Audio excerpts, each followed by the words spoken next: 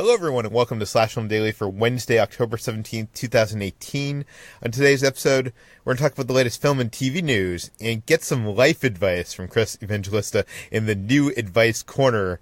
This is Slash Film Editor-in-Chief Peter Sciretta, and joining me on today's podcast is Slash Film Senior Writer Ben Pearson. Hey, what's going on? And writer Chris Evangelista. Hello. Okay, so I believe it was last week we did a mailbag segment where we gave some life advice, and somehow it came about the idea of doing a segment called the Advice Corner with Chris Evangelista, and that kind of took off. We actually got some emails from you guys wanting to get your life advice from Chris, so we're doing it. Thanks, everyone. I'm very excited about this, actually. So please keep it up. Write in. Yes. So if you have questions for Chris and to be answered in his life advice corner, you can send them to Peter at slashfilm.com. And if people like the segment, we'll keep on doing it. I feel like we need a disclaimer with this, where it's like you need to I don't want to give advice and then someone goes out and does something terrible and then they blame. Like, it should be like, you don't have to listen to this advice. There's nothing binding about it. This is all a suggestion. We need some sort of disclaimer to cover my ass in case someone misinterprets my advice and like goes out and robs a bank or something, and then they try and blame me. Well, it's not like this first piece of advice is low stakes, Chris. This one is about this guy's entire future. So prepare your words, properly. Okay. So basically, Jacob C. from Mississippi writes in, that he's debated for a while on whether or not he needs to go to college to be a filmmaker. Quote, I am currently taking a break from college now to think it over. I'm not sure if the thousands of dollars in student loans and such is worth education I could get myself from research and self-application. Plus, I also have heard that getting jobs in that field is similar to writing in that no one looks at your GPA or what college you went to. They look at your previous work. So Jacob wonders, can you answer this question on should he go to college to become a filmmaker? That's a tricky one, Jacob. Let's put it this way. You have almost as much of a good chance as becoming a filmmaker if you don't go to college as you do if you do go. I mean, I would never want to discourage someone from going to college because, education is important. But let me put you went to college, right?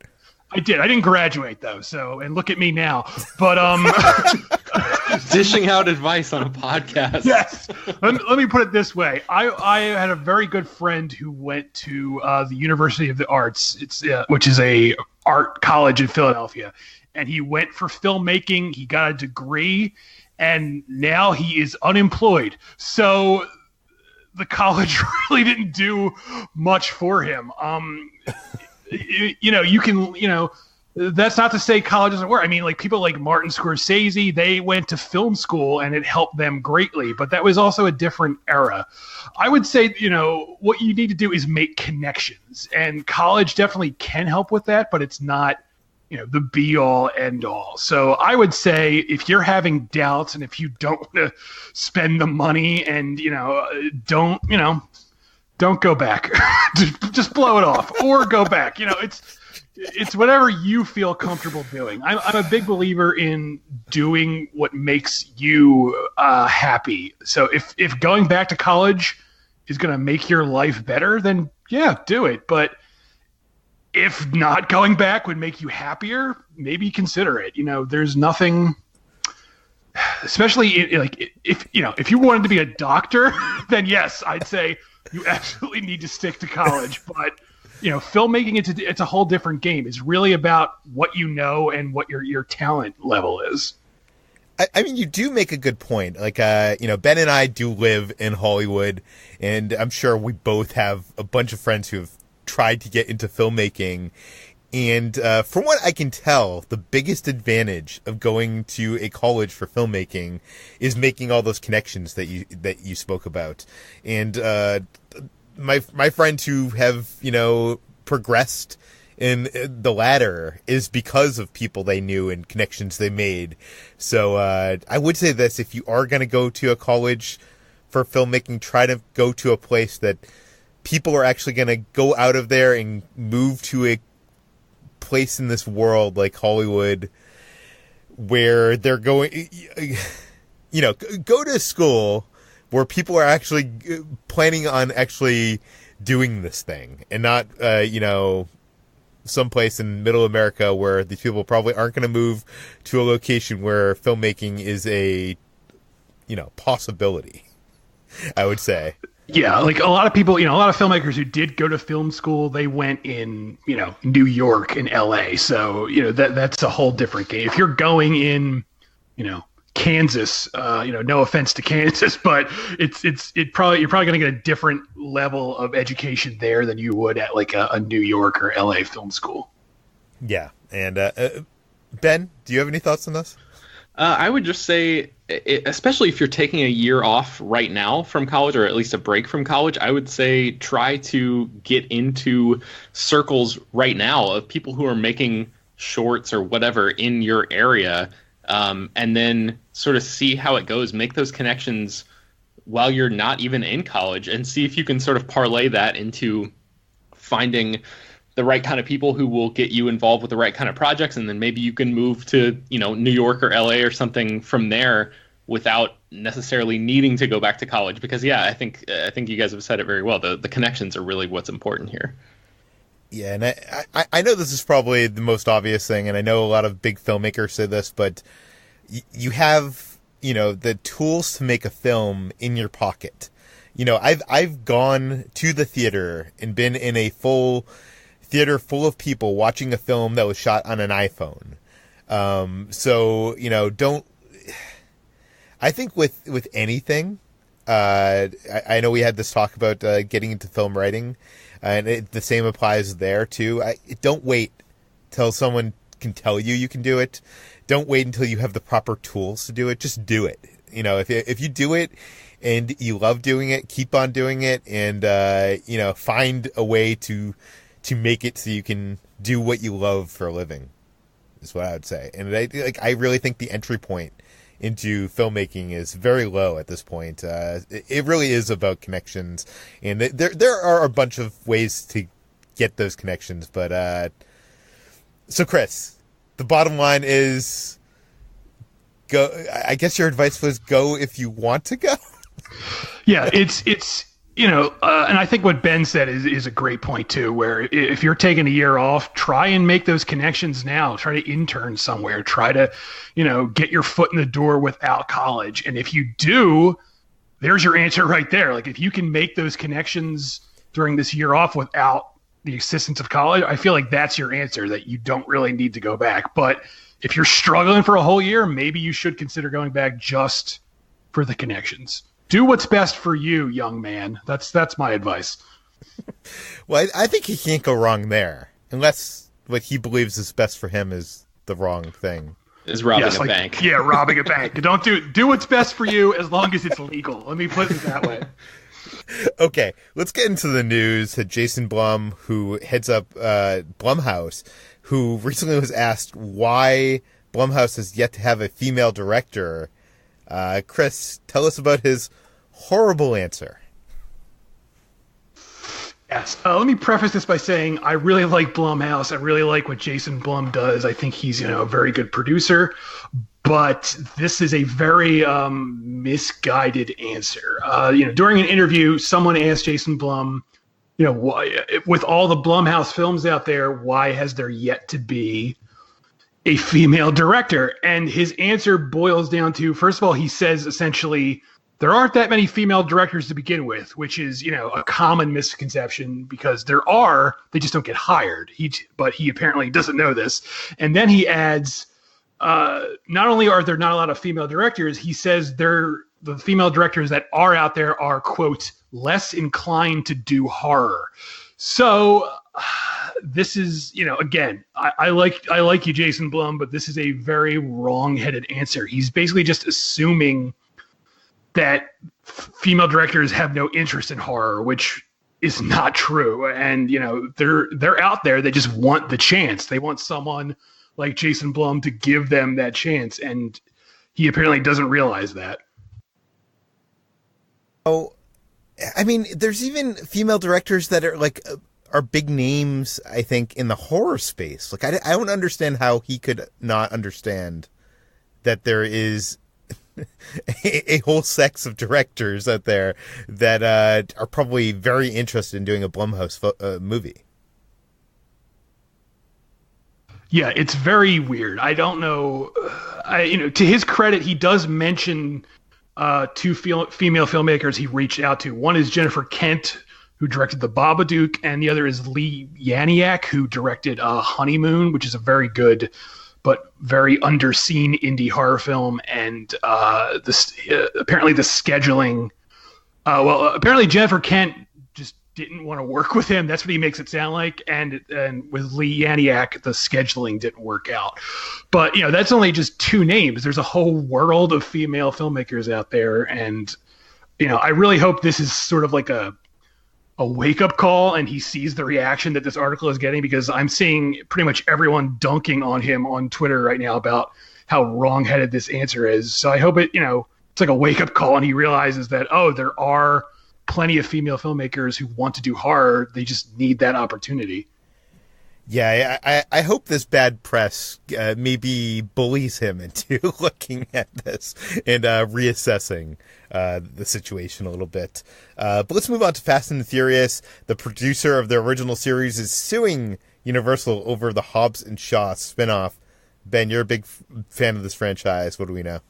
Yeah, so Neil Moritz, who is the franchise producer, he's produced every Fast and Furious movie going all the way back to the first one in 2001, has sued Universal Pictures because they are making this Hobbs and Shaw movie, and they've basically booted him off of the production. So just to be clear, this is not like a full-on sob story where the big bad studio is making a bad move. It seems like... From what I can understand in these court documents, it basically is Universal offered Neil Moritz a substantially smaller fee than what they previously said they were going to give him for this movie. He ended up balking about that and not being happy about that. And then they basically were like, okay, fine, now you're kicked off of the movie. So he is suing them for a breach of an oral contract, he says. So I guess he didn't get a specific deal in writing for the spin-offs for this movie, or for this franchise, rather. So that is, that's one of those things where, like, I certainly don't want to cast any blame on any one particular party here, since I don't know all of the ins and outs of this case. But as a general rule, it's a really, really good idea to get all of your deals in writing instead of relying on an oral agreement. And I'm really, like, not trying to be snide with that remark. Like, I've gotten burned by, contracts and stuff before. So I just feel like there's a way to go about getting these deals done. And it just sounds like they might have, probably because Moritz has had such a good relationship with Universal in the past, that maybe he just got lulled into a false sense of security or something. I don't know. That's speculation on my part. But Ben is obviously still upset that that he's not making the $1 million I verbally offered him when he came aboard. Yeah, it's yes, Peter offered me a big payday, and I forgot to check the fine print of my contract. But this is kind of a bummer, because Universal plans to make 2 more Fast and Furious movies to close out the main storyline. And there's a bunch of potential for more spin-offs and maybe sequels to the spin-offs beyond that. And Neil Moritz has been like one of those guys who's instrumental in the success of these movies, right there, along with Justin Lin and Chris Morgan, the writer-producer. Do you actually really believe he's instrumental in the success of this franchise? Like, well, he was involved early on, but looking at his credits and everything he's been involved with has been kind of... Yeah, I definitely see, looking at his IMDb, it's not like he's been involved with a ton of great movies, but I just feel like anybody who's been involved in a franchise like this from the beginning probably knows the franchise really well and has built the relationships between the cast and the crew and, all of the different people involved in making the movie, and is really it's not necessarily like they're maybe. This is hard for me to say because I don't know exactly what Neil Moritz does on every set of these movies, but I'm not suggesting necessarily that he is offering ideas that have been incorporated into the franchise or anything like that. But in terms of a producing standpoint, I feel like somebody who's been on board from the beginning is probably really important in terms of just like keeping all of the relationships smooth and keeping everything in motion for a big franchise like this. And I mean, even if he wasn't contributing in a big way to, the franchise in recent years, this franchise wouldn't exist. If he wasn't involved in that first film. Yeah, So. And this has made, over $1 billion for Universal. So I can understand where he's coming from. He's particularly furious right now, and I think he probably feels justified in that anger. So we'll have to see where this goes. I don't think that this is going to impact the production of Hobbs & Shaw, which is actually shooting right now. And that movie is scheduled to hit theaters next August. So I think, regardless of what happens with the outcome of this case, it's probably either going to get settled out of court or Universal will have to pay him some sort of, millions of dollars in compensation or something like that when it's all said and done. But it doesn't look like it's actually going to impact the movie itself other than, obviously him not being involved with it. Yeah. Let's move on to our next story, and that is that The Real World is getting rebooted. But strangely enough, it's not going to be on MTV. It's going to be on Facebook Watch. Chris, what do we know? So back in my day, before reality shows were so prevalent as they are today, there was The Real World, which is on MTV, and it was about 7 strangers living together who stopped being polite and started getting real. And, it ran for a very long time. It launched in 1992, and it ran for several years. And now it's coming back. MTV is rebooting it, but not on MTV, as you said. This is part of a plan that we learned about in the summer where MTV is planning to reboot several of their shows, including Daria and Aeon Flux, stuff like that. But none of these shows are going to be on MTV themselves. They're all going to be basically farmed out to streaming services. And the first one that we know of now is The Real World, which is going to Facebook Watch, which is Facebook's somewhat new streaming service. And, it's basically going to be the same show, young people living together in a city and, all that stuff. But it's now going to be on Facebook Watch. And a bunch of different personalities that might, conflict with each other. I have not watched anything on Facebook Watch yet. So I'm wondering, is there really an audience for a Real World reboot on that platform? Ben, do you have any experience with The Real World in your past? I have extensive experience with The Real World because I actually worked on that show for a little while when I moved to LA. Not necessarily on the set or anything like that, but I was a production assistant who would basically drive the people who were auditioning for the show. I would pick them up at the airport in LA and take them to their interviews, which were out in the valley somewhere. And I worked for the production company that was responsible for Real World. So I've never seen an episode of the show, but it was just like work when I needed work kind of thing. So I've met a handful of the people who were on multiple seasons of the show just because I worked on that show sort of off and on for a little while during their audition phases. But Facebook Watch, I mean, it's a pretty new thing. They have that new show with Elizabeth Olsen that has been getting good reviews. I haven't actually had time to watch any of that yet. Sorry for Your Loss is the name of that one. So I don't know. I guess the fact that show is getting good reviews has meant that people have to take Facebook Watch seriously as a service. I think James Ponsoldt, the guy who did Spectacular Now and movies like Smashed and things like that, has directed a handful of those the episodes of that show. So it's not like it's just some scrub network that nobody is paying attention to. I feel like the content bubble is ever expanding, and Facebook Watch is just a new player in that. So, whether or not anybody tunes in for a Real World reboot remains to be seen. But I feel like it's too early to write them off completely. I remember loving The Real World in the first few seasons of that show on MTV. I just grew up kind of in that right age range to be watching that. And as the seasons went on with most reality series, and Real World was like one of the first reality shows ever. So the first couple seasons of that show were before they figured out that reality shows could be fake. And it was a lot more real and a lot more interesting, I think. Maybe not as dramatic and as,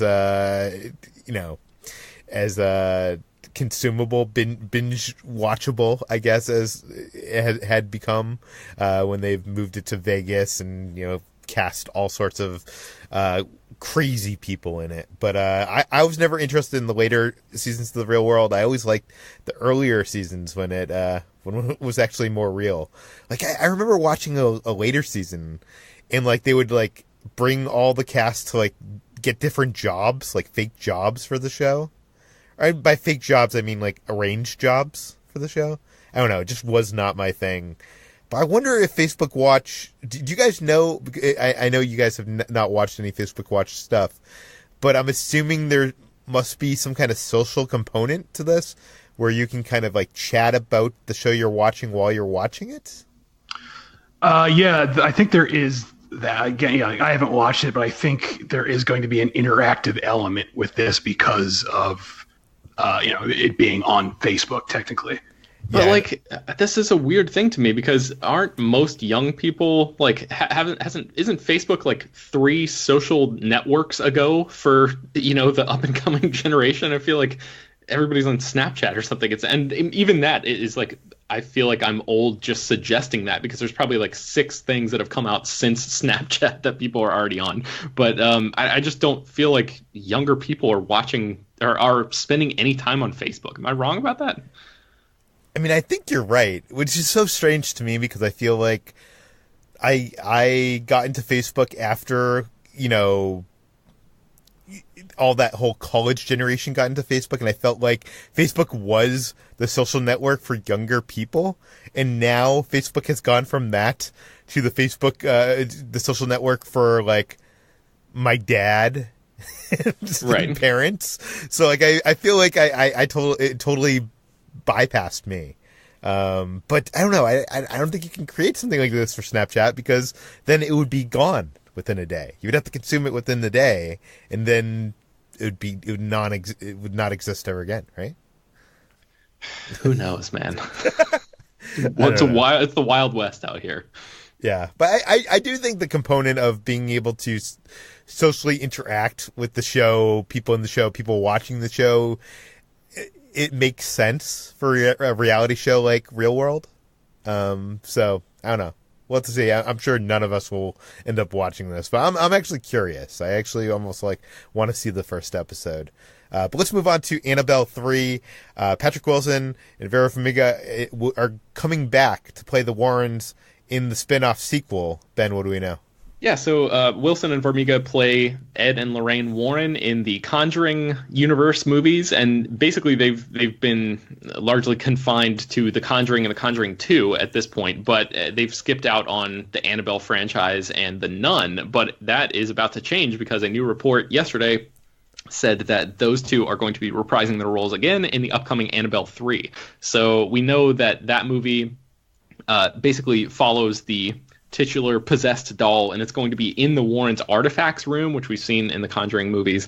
It's supposed to be sort of the safe place where the character, the demonic doll, is not going to be able to wreak havoc, but of course she does. She awakens the room's evil and begins to target the Warrens' 10-year-old daughter. And in addition to that, there's a babysitter character. There's the daughter's cousin is also in the movie. And so it sounds like Wilson and Farmiga are going to be playing supporting roles in this movie. So they're not going to be the full-on leads of it, but they are going to have a presence in an Annabelle movie for the first time, really, or a significant presence anyway. Now, I have only seen the original Conjuring film. I have not watched any of the spin-offs. I have not watched the sequel. Chris, I know that you have watched all of them, right? Yeah, I have not seen The Nun yet, but I've seen all the others. After going to the Warner Brothers Horror Made Here Halloween event and experiencing the Conjuring universe house maze, I'm actually interested in jumping back in and like experiencing this whole franchise. are any of the spin-offs and sequels worth watching? I like The Conjuring 2 a lot, and oddly enough, the Annabelle sequel, Annabelle, whatever it's called, Annabelle Creation, yeah, is actually better than the first Annabelle movie, which is kind of bad. So, there is that, whatever you want to make of it. But can I skip the first Annabelle? Will I understand? Yeah, you can skip it because the second one is technically a prequel, so you can skip it. And I don't know, they're fun. They're fun movies. And my favorite part of the Conjuring universe is Patrick Wilson and Vera Farmiga's characters. So I'm actually more excited now for this film because I know they're in it. Yeah, I love them in the original, and I know I was excited to see the Annabelle movie, and then once the bad reviews hit, I just kind of lost interest in the entire franchise. But now with Halloween season upon us, I might have to make my girlfriend Kitra, who has never seen Conjuring, dive into this universe. So, but let's move on to our last story, and that is for a potential They Live sequel. Chris, what do we know? So John Carpenter has been forced to stop playing video games for a few weeks as he promotes the new Halloween movie, which, he's the executive producer and he did the score for it. So he's out there doing interviews for it. And as is the case, whenever John Carpenter does an interview, people ask him about potential remakes and sequels of his classic films. And someone asked about They Live, and during an interview he not so subtly hinted that a They Live sequel could be, quote, closer to reality than you think, unquote. And he also said, we'll just have to see. So this is very vague. He could be having a laugh, but it's worth noting that a few weeks ago he also teased pretty much in the same manner a Prince of Darkness TV series. And in this same new interview, that was brought up, and he confirmed that really is in development. It's just not final yet. So it seems like, if he was being honest about the Prince of Darkness TV series, he's probably being honest about this potential They Live sequel. We just don't know really what it is or what it's going to be yet. Carpenter's not one of these people that likes to, tease all these things. He's not like Kevin Smith where, he's every week he's talking about some new project that never actually happens. He's very blunt and real, I think. So I would think if he's hinting at this, that there's something behind it, right? Yeah, I do think he's, like you said, he doesn't really bullshit people. So I think he's telling the truth. I just think it's not, there's not really, the ink isn't dry yet on the contract. So we're going to have to wait and see what it is. But it sounds like there is some sort of They Live sequel or follow-up in the works. What could you do in a They Live sequel? Isn't Roddy Piper dead? He is dead, but, They Live was very much rooted in the 80s and Reaganomics. But unfortunately, because time is a flat circle, we seem to be back in the same crappy scenario America was in the 80s, or we're headed there at least. So the film is oddly more relevant now than it's ever been. So you definitely could take its ideas and apply it to the 21st century. I just don't know if it's going to be new characters or if they're going to try and make it connected to the first movie or not. I really don't know. See, I'm wondering if it's more going to be more of like a remake or reboot than a sequel. Because I also wonder, do you think if you went to a high school these days and asked how many people there had seen, They Live, how many of them, what percentage do you think of the senior class would say they have seen They Live? I don't know, man. I mean, kids these days, I don't know what they like. I know when I was in high school, I would have known what They Live was, but yeah. I was also a weird young man, so I don't know what other people would think. Ben, do you have any thoughts on They Live? It's one of those movies that I think I heard about the notorious or the infamous fight in that movie before I actually saw the film, and I sort of went into it thinking that it was going to be a bad movie. And Roddy Piper, God rest his soul, was not the best actor, but I think there's a lot of really good ideas in that movie, and I think it's sort of one of those things that sort of sneaks its way in It subverted my expectations anyway. When I saw it, I thought it was just going to be some, sort of one of Carpenter's lower spots based on, the clips I had seen of these guys brawling in an alleyway in this fight that went on forever. But I think there's a lot of really, really smart stuff in that film. And I definitely think that they could mine that for a lot of the same larger thematic points in 2018 or 2019. But like the casting is so important, and it's like, what are they going to do for casting a lead role? Are they going to go for somebody? It's obviously going to be Dwayne Johnson.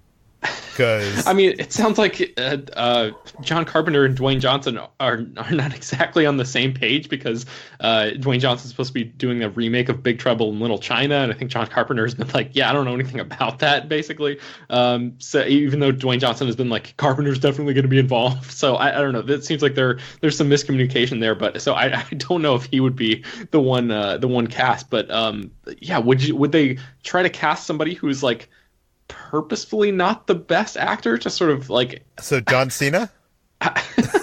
Maybe. I don't know. Chris, who would you want to see star in a They Live sequel?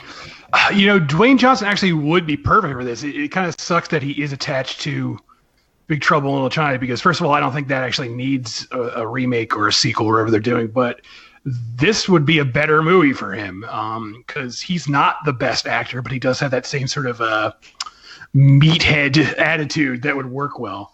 It would be really awesome if he did that, because it would be a project that actually said something. And it seems like over the past 3, 4, 5 years, Dwayne Johnson has like strategically engineered his career to where he's only in movies that have no message, so they can't possibly offend anyone.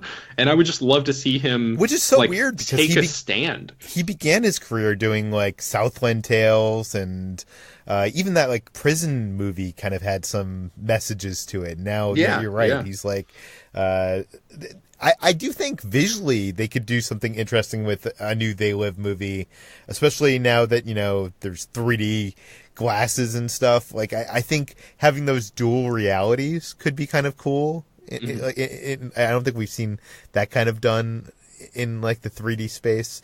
But let's see if this actually happens or not. As you said, it could just never materialize. But that brings us to the end of today's Slash Film Daily.